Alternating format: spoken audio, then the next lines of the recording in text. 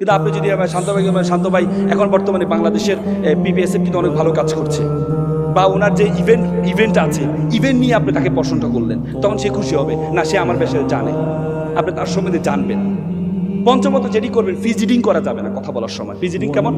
আমরা একটা মুদ্রা দোষ আছে, আমরা এই যেমন কথা বলার সময় চুলকাই, আবার পিঠে চুলকাই, হ্যাঁ, আবার ভাইয়া না, এই ফিজিটিং করা যাবে না। এই জিনিসগুলো যদি আপনি অ্যাভয়েড করতে পারেন, তাহলে আপনি সফল হবেন। আমি আপনাদেরকে বলবো যে পাবলিক স্পিকিং, এপিজে আবুল কালামের একটা কথা বলে শেষ করব। তিনি বলেছেন, প্রজাপতির পিছনে ঘুরো না, ফুলের চাষ করো, প্রজাপতি তোমার পিছনে ঘুরবে। তো সুতরাং ফুলের চাষ হচ্ছে পাবলিক স্পিকিং।